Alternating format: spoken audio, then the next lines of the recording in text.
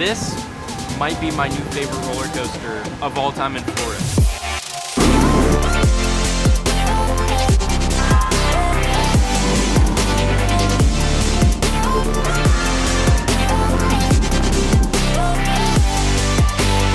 Hey everyone, what's up? We are back here at the Universal Orlando Resort. It has been so long, but today, finally, is the day that I'm going to be riding VelociCoaster. I'm so hyped. It's the second day of annual pass holder previews.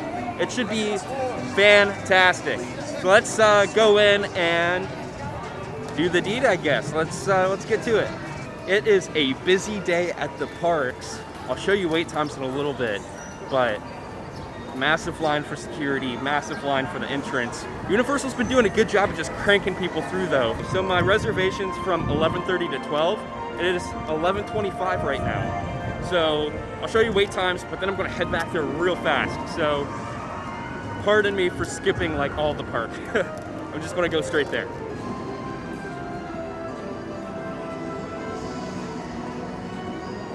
All right, here we go. We're riding it. We just got through the check. They did look at my annual pass and they did scan the barcode, obviously. Oh man, this is the first time we're stepping foot in here. And oh my gosh, it looks fantastic. I love this this glass framing where the roller coaster comes down off the top at.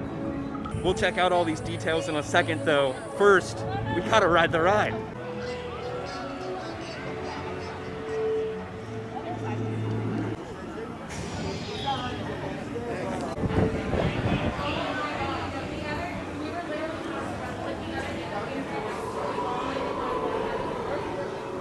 Take it from here. Let's get you ready to enter the paddock with real live raptors. The name VelociRaptor means swift feet.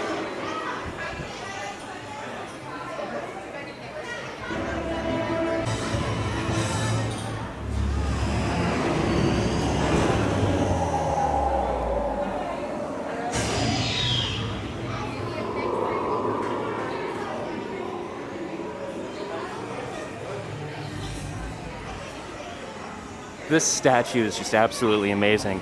And I love the detail of the coaster going over the top hat in the back. That's so neat. I really want a miniature of one of these. That would be so cool. Maybe they'll have one in the gift shop, who knows? I know it's hard to see, but I love the small detail of the ceiling tiles. It's a callback to the first Jurassic Park movie where they're crawling through the vents. And you can see the pattern that, like you can see on the backs of people. You can see the ceiling tile pattern. You could see that on the Raptor when they're trying to get the kids. I love that small detail.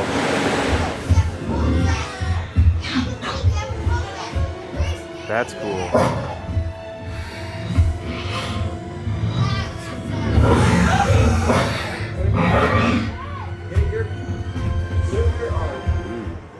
You can see inside the Raptor paddock, those little white tiles down there are the LSM launch tiles that actually propel the coaster forward. I love that you can see into that launch. This is the secondary launch, the one that shoots you up over the top at. Again, the ceiling tiles casting that pattern. I love it. It's the small details that matter. So DNA is explaining the locker system to us. We walked in just as it was ending, so I'm sorry I missed it. But I love that that the DNA is the like the narrator, so to speak, for the queue line.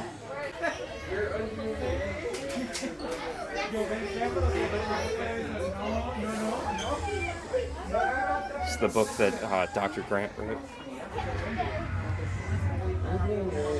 State-of-the-art safety. Dr. Henry Wu. You are about to come face to face with these magnificent creatures in a way that you might have to go back in time millions of years to experience.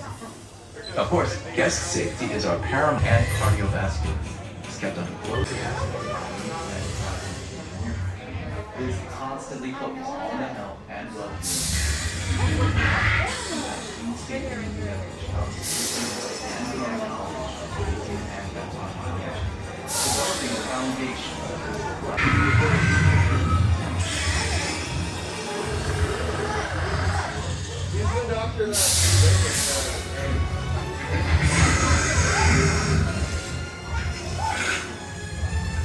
Wow, that's an amazing animatronic. Look at those eyes, wow. Wow, when it breathes, it actually shoots out air on you. That's amazing. These animatronics are so good.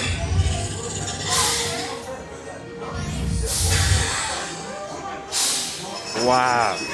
And here's the locker system. All right, so essentially, it's like the normal lockers that they have at like Holt and like the newer ones. Except on the other side, when we get off the ride, we're going to be exiting the ride this way, and the back side of these lockers are going to open up.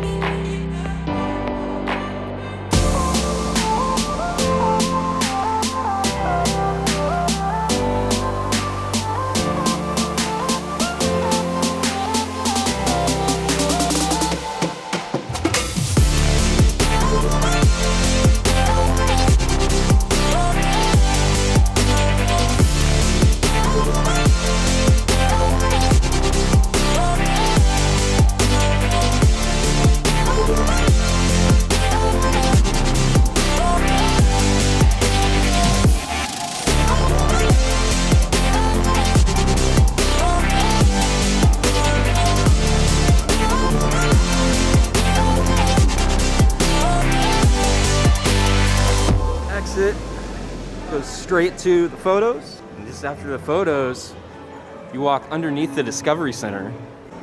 Just inside the Discovery Center, this is where the paid lockers are, so if you have larger items like a full-size backpack and such that won't fit inside the smaller lockers, this is where you would go ahead and pay for your locker. But otherwise, if you have smaller items, you have free lockers inside the queue line down on the bottom floor. They turned it into a small little Jurassic Park gift shop for VelociCoaster, and so there is some Jurassic World stuff, but as you can see here, they also have a lot of Jurassic Park merch too. So it's good to see that they're still kind of blending those two IPs. I don't want to see Jurassic Park fully leave the parks, even though I know Jurassic World's more timely. It's just Jurassic Park's a classic, so I'm glad to see that it's sticking around for a little bit. Man, it is a busy day at Islands of Adventure today. But anyways, we all knew that. What we're here to talk about is VelociCoaster. My thoughts, my opinions, off the top. This ride, I believe, is revolutionary in the story implementation of the ride and the movie. The synergy, revolutionary. Anyways, here's my thoughts. Once you get into the courtyard of that ride, you just get so immersed into it and so excited about it. They did a fantastic job. It looks so good. So good. One of my fears going into the ride was that I already know it so well because I've watched them build it. I've seen the blueprints and the permits that they submitted to the city. I had seen all that, so I knew what the ride was going to be. So I was afraid that I would ride it and be like, it feels like an old ride already, you know? And as soon as I got in the queue line for the ride, all of the fears that I had of it not being a new experience were completely gone. Because I got just that first room, walking in and seeing the Raptor statue with the VelociCoaster in the background. Absolutely fantastic experience just walking into that queue line. Like, we'll get into the queue line in a second, but just that first room was enough for me to not be worried about it feeling like an old ride already. The one thing that really blew me away about the queue line, so I couldn't show anything after the locker section because I obviously had to put my camera in the locker, but you didn't really miss much in terms of the theming. The main story really happens in the room after the lockers. I wish I could have kept my phone on me or something, but they made us go through metal detectors, so I had to put everything in the lockers. The only thing I could bring with me were my sunglasses. That was it. Leaving the lockers, you go up a flight of stairs after the metal detectors, and on that second floor, that's where the boarding room is to get on the coaster. But there's a little cattle pen area before that boarding room where they have a massive like LED wall where they're playing a video of Owen Grady and, oh man, Bryce Dallas Howard's character.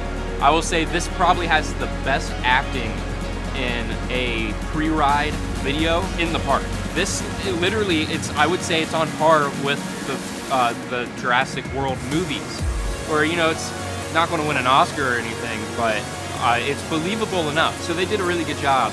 But the thing that blew me away about the story of this ride, they incorporated the roller coaster into the storyline. Blew me away. Absolutely blew me away. Genius.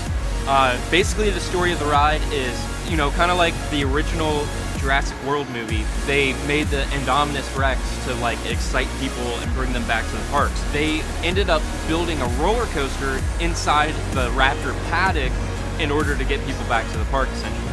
They're trying to make a thrill ride, and Owen, who's Chris Pratt's character, is basically like, what are you doing? You're crazy. These are very dangerous and very intelligent animals, and you're trying to throw guests into the middle of the paddock? Like, you know, the basic storyline of like, this isn't gonna go the way you think it will.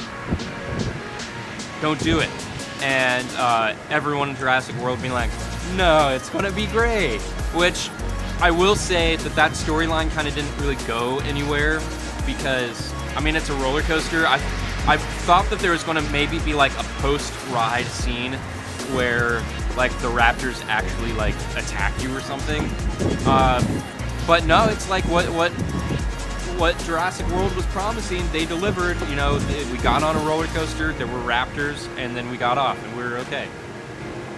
So Chris Pratt was wrong in this one, I guess. But yeah, no, I thought the way that they incorporated the actual roller coaster into the storyline was seamless and flawless, and it was actually genius. I wish more rides found a creative way to do that. And oh my goodness, let's not even talk about those Raptor animatronics. Oh my gosh.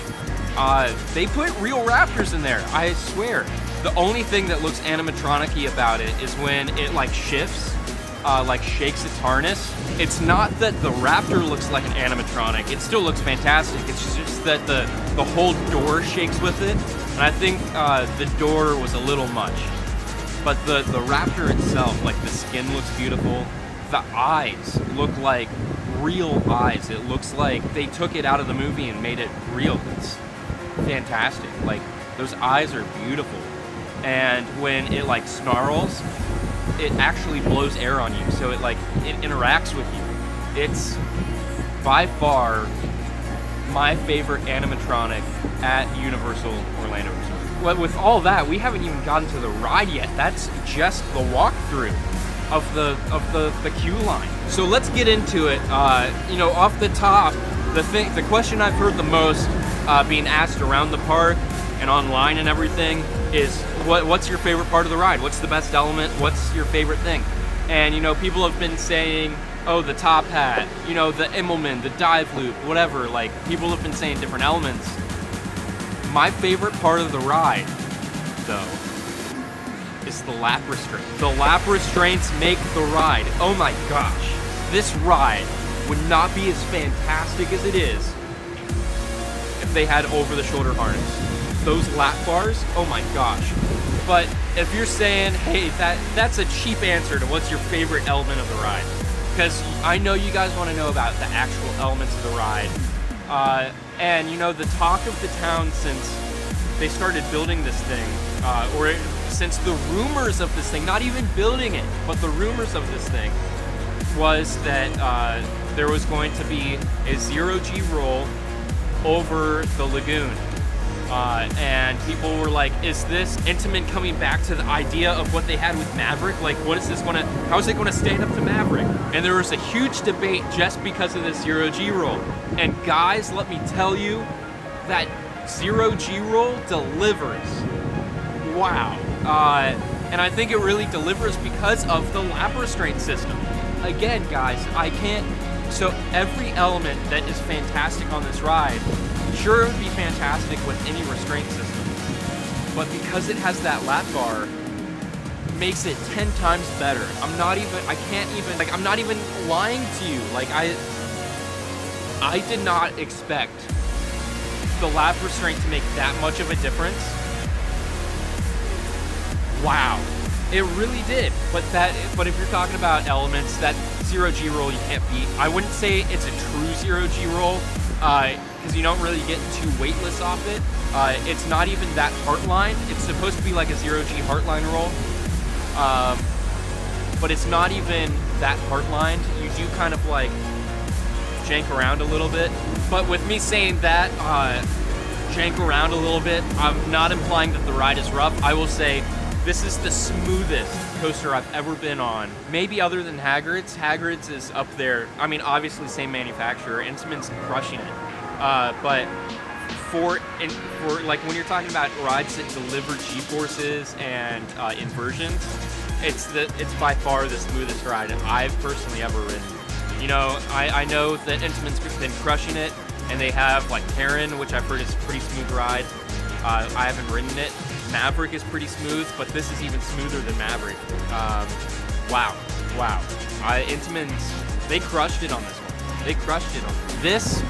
Might be my new favorite roller coaster of all time in Florida. You know, I still think Steel Vengeance over at Cedar Point is probably the world's best roller coaster, at least out of the ones that I've ridden. And I'm gonna have to think about it long and hard.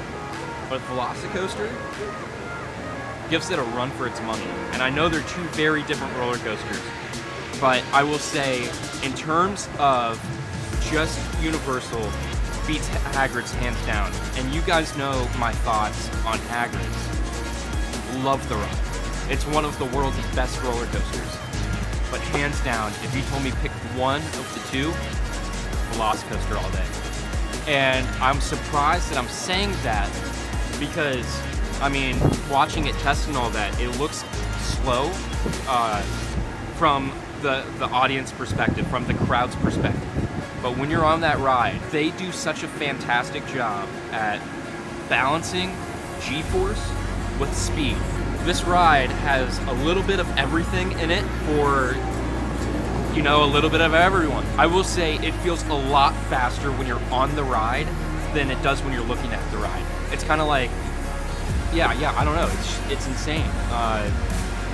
It looks like you're just cruising around those turns in the first half of the ride, but when you're on it, wow, it feels like you're just mowing through those areas. My mind is still blown, and I rode the ride, what time is it? I rode the ride like 2 hours ago. I still don't know how to comprehend it. It is absolutely fantastic. That's all I can say. You need to get out here and ride VelociCoaster. I watched this ride test for months on end, over and over and over again. And I'm telling you, I knew every turn of this ride before I got on it. But that last half still took my breath away. I mean, the first half did too.